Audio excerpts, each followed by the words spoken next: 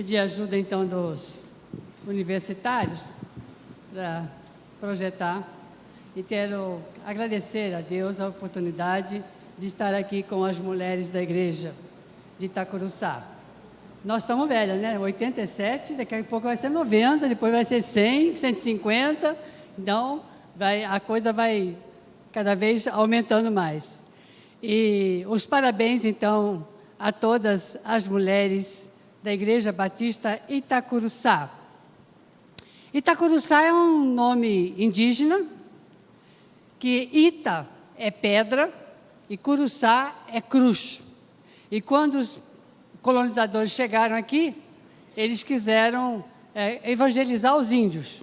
Então, construíram uma cruz de pedra. Por isso ficou Itacuruçá.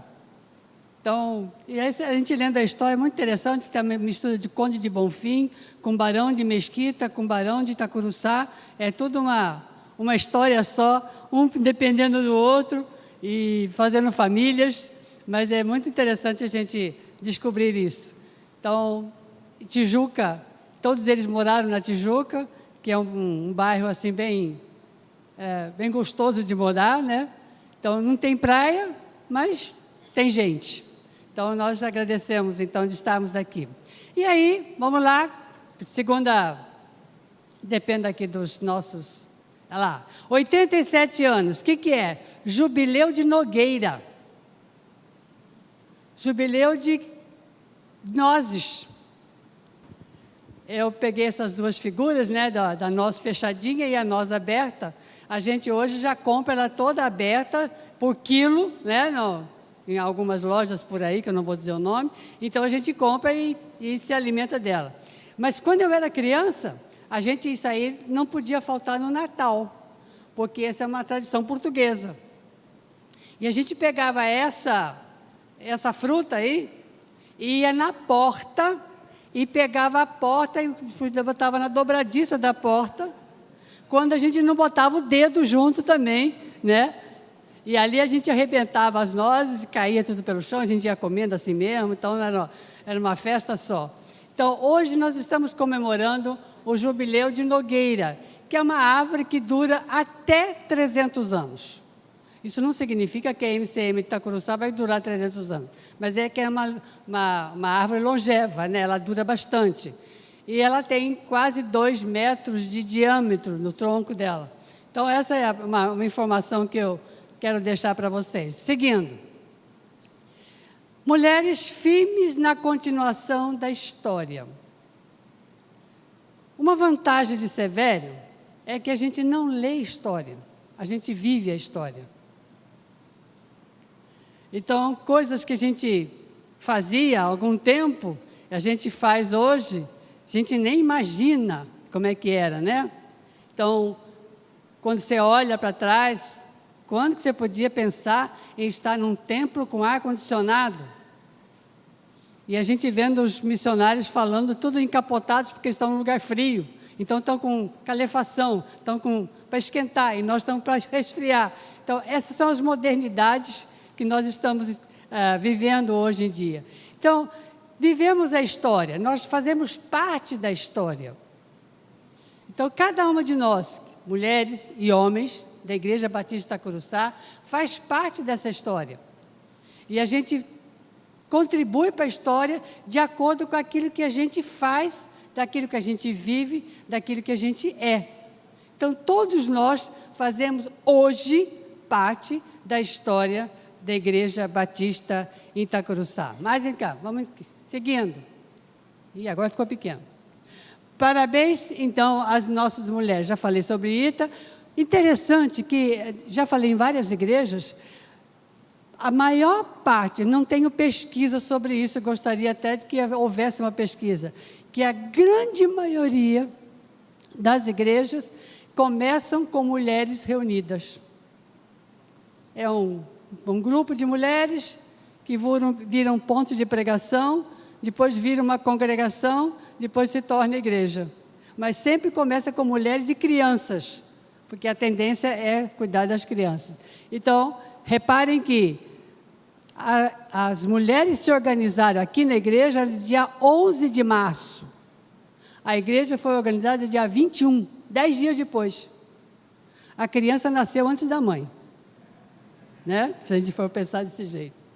Então, aqui tem alguns nomes que fizeram parte, e como a Lúcia já disse, com nomes diferentes, porque no meu tempo de criança, minha mãe era presidente, Sociedade Auxiliadora de Senhoras, Sociedade de Senhoras, Sociedade Feminina, mulher que está em ação, mulher que está em missão, e não sei quais nomes que vão aparecer por aí ainda pela frente, para atender às mudanças do mundo que nós vivemos.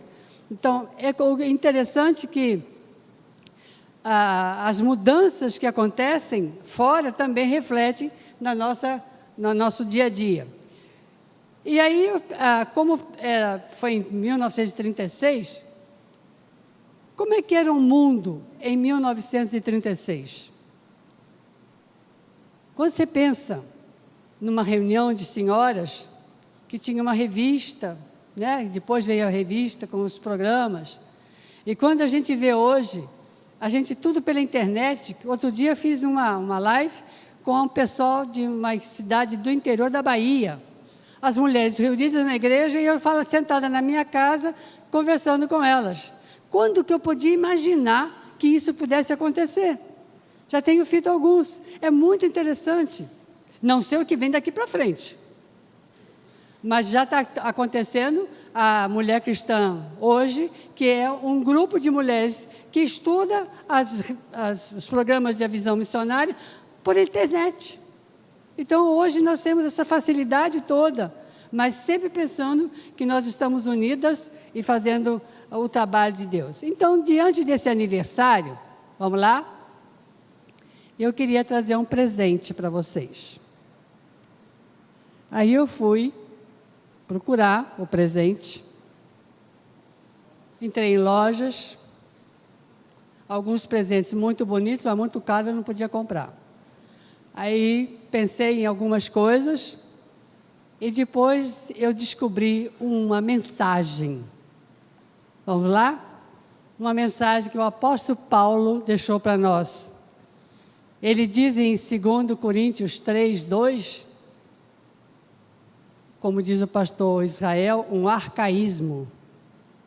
Vós sois a carta, né?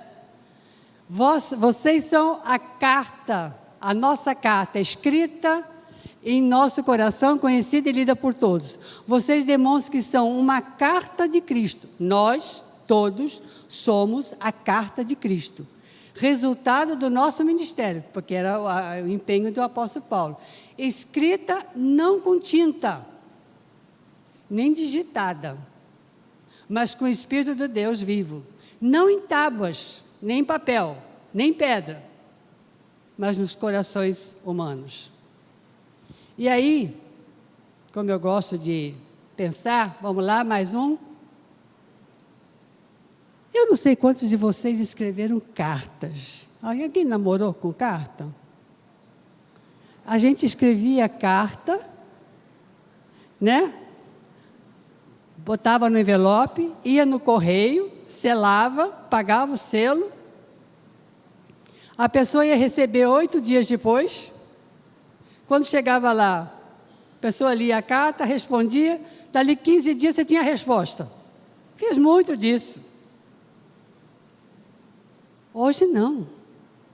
Hoje é no mesmo minuto. Você escreve um WhatsApp, você escreve no Instagram, você escreve no Face, o outro já viu. Essa velocidade, né? Como a gente tem visto. Mas aí, seguinte, se o apóstolo Paulo fosse hoje escrever, ele dizia assim: vós sois o site e a rede social mais acessados no sistema híbrido, o presencial e online. E mostrais uma página com certificado confiável e seguro, porque o Espírito de Deus habita em vocês. Tende, pois, cuidado com o que compartilha com sua maneira de viver o Evangelho de Cristo. Se o apóstolo Paulo fosse escrever esse versículo hoje, ele diria: vocês são um site. Que site você está apresentando no mundo de hoje? E é interessante que quando a gente precisa de ver alguma coisa, olha lá, segue, para ver só as várias coisas que a gente conhece da internet, que alguns dominam muito bem e a gente da outra geração apanha bastante, né? Quando a gente faz alguma coisa, eu sempre aprendi que pai e mãe ensinam filhos. Mas hoje nós dissemos assim, filhos e netos ensinam os pais. Porque quando a gente tem dificuldade na tecnologia, você vai pedir para a criança. Como é que faz? Né? Pede socorro para as crianças, pede socorro para neto, para neta, para filho. Porque isso é a modernidade que nós estamos vivendo. A nossa geração, quem tem mais de 50, foi a geração que mais viveu mudanças em 50 anos. E tudo muito rápido. Quando um avião levava 70 anos para 50 milhões de pessoas, a gente tem o Zap, tem o Pokémon, que levou 2 dias. Então, é tudo muito rápido, muito apressado. Então, vivemos nesse mundo. Então, pensando, seguindo, gostei dessa definição de herança e legado.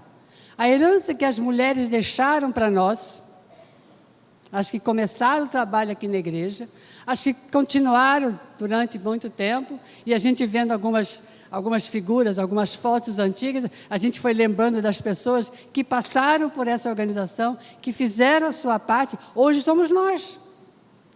E daqui a pouco vão ser outros, nossos filhos, netos, bisnetos. Então, a herança é o que nós deixamos para o outro, geralmente bens, né? E tem muita gente brigando por causa da herança, matando um ao outro para ficar com a herança do pai e do avô. Então, a herança é aquilo que nós deixamos para o outro, são os valores materiais. Mas o legado é o que nós deixamos no outro. Então, são os valores morais e espirituais. Então, diante desse desafio, quero continuar, então, falando sobre essa herança e o legado. Vamos lá? Então, os métodos mudam acompanhando os desafios da modernidade.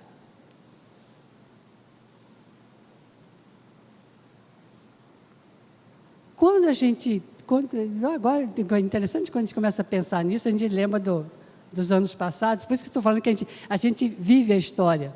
Quando que a gente podia contar a história bíblica com computador? A gente tinha o álbum seriado. Alguém lembra do álbum seriado?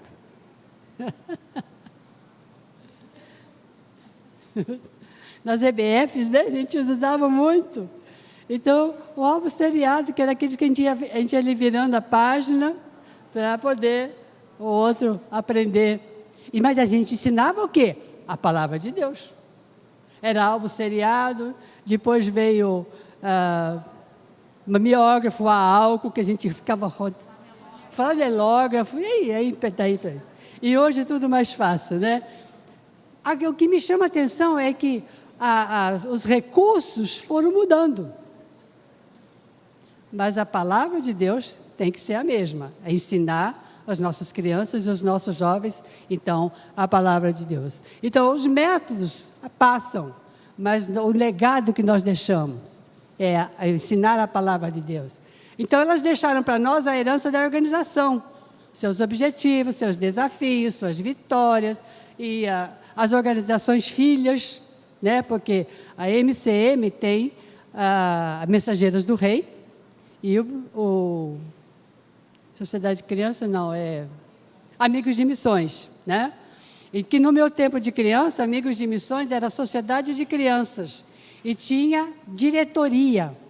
E a Sociedade de Crianças era de 7 a 11, porque depois ia para a chamada União Intermediária, que hoje é a União de Adolescentes, né? Então, nessa sociedade de crianças que a gente tinha, nessa diretoria, era eleito presidente, vice-presidente, secretário, tesoureiro, e você com 7, 8 anos já era presidente da sociedade de crianças.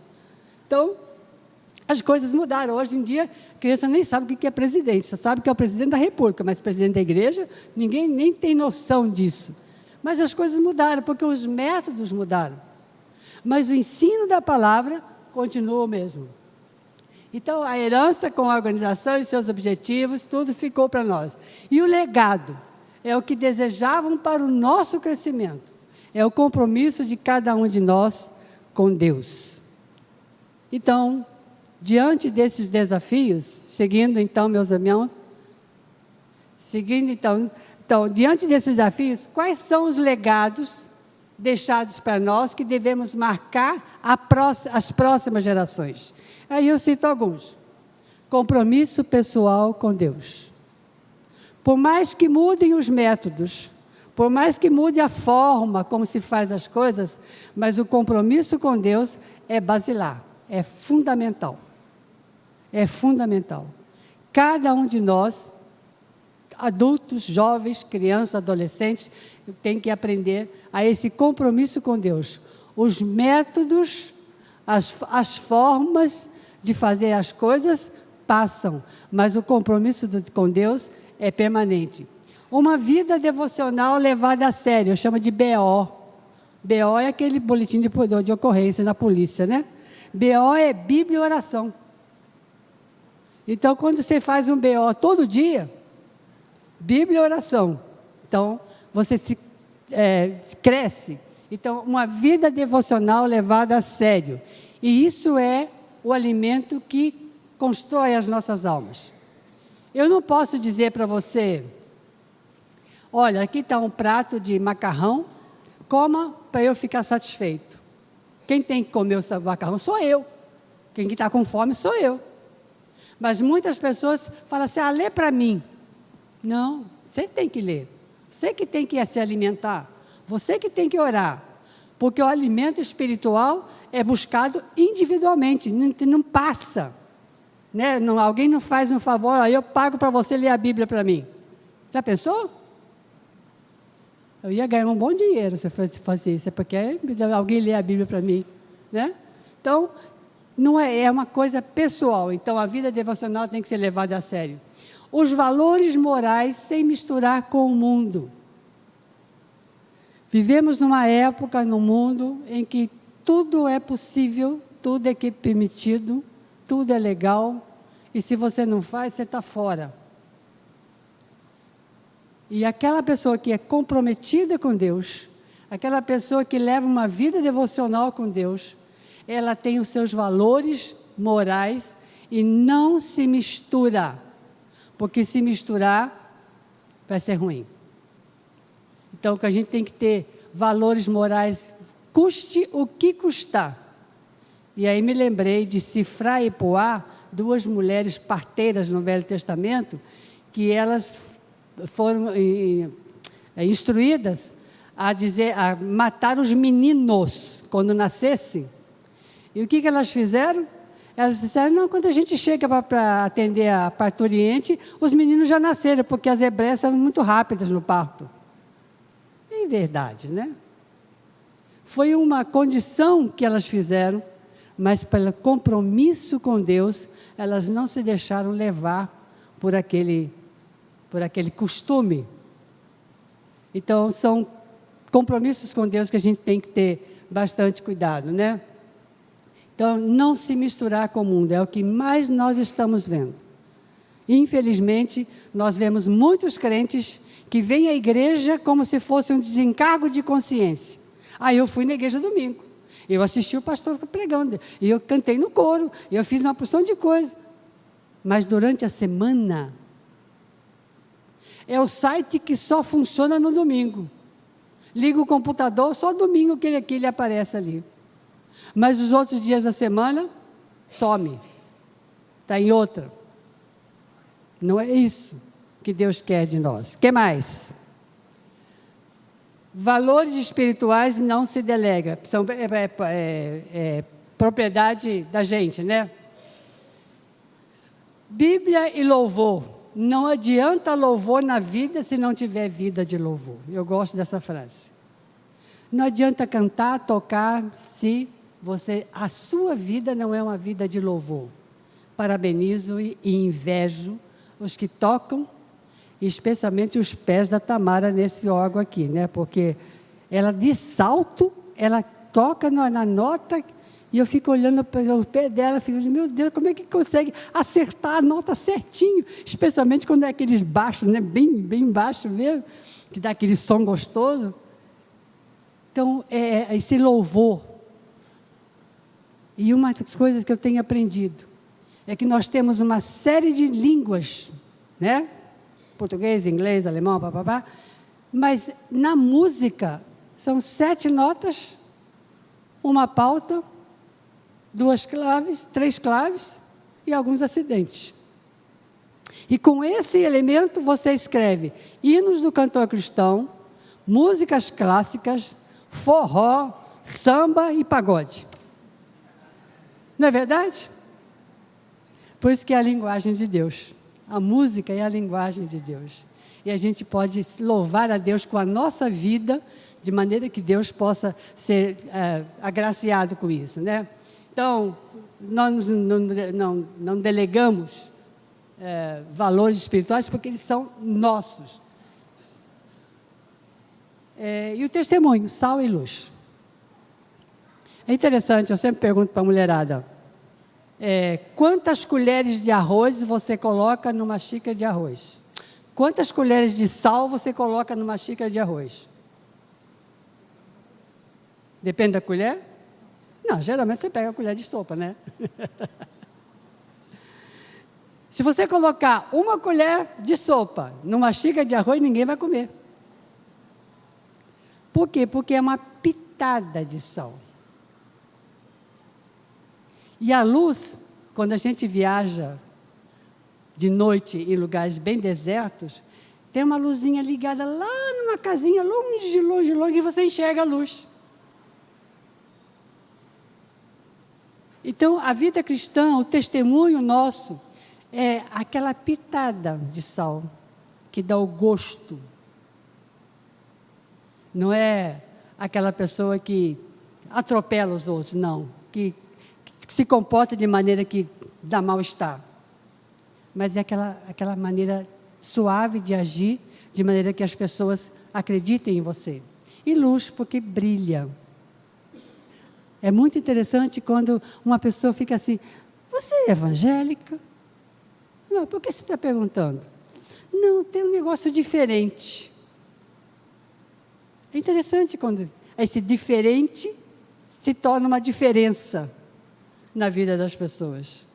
Então, o desafio para nós, então, hoje, no dia de hoje, é que sejamos sal e luz. E que sejamos um site confiável. Porque quando você entra na internet, que você vai procurar um site sobre algum assunto, você nota que alguns você só deleta, você vai deletando. O que te interessa, dá uma parada e vai ver se tem alguma coisa que te interessa, que vai ajudar na sua pesquisa. Mas a maior parte você vai deletando. Como é que é o seu site? Quando as pessoas olham para você, deleta você? Posta você de lado? Ou a pessoa assim, nossa, mas olha, tem muita coisa aqui, eu vou me aproximar mais. Então, esse é o nosso desafio, quando nós fazemos 87 anos. Não só as mulheres, mas também os homens da igreja de Itacuruçá. Seguinte, então, a sensação de missão cumprida é a prova de que todo esforço valeu a pena. A missão que elas fizeram lá 87 anos atrás, as que vieram depois delas. E depois nós hoje, então é uma prova que cada uma de nós estamos cumprindo com a missão que Deus deu para nós como mulheres dessa igreja. E que todo esforço vale a pena, porque Deus está na dianteira, Deus está no comando, Deus está nos dirigindo. E agora um desafio para as mulheres. Veja lá. Mulher de salto é poderosa. Já usei muito salto, né? Porque agora não dá mais. Mas, vamos lá? Mas a mulher ajoelhada é invencível. Que tenhamos mulheres dessa igreja, sempre ajoelhadas, no sentido de ter uma vida de acordo com a vontade de Deus. e que muitos outros anos venham pela frente e muitas outras mulheres estejam também aqui na nossa igreja, louvando ao Senhor e aprendendo da sua palavra. Que Deus abençoe a todos e que tenhamos uma festa no dia de hoje, com o nosso aniversário de 87 anos. Obrigada.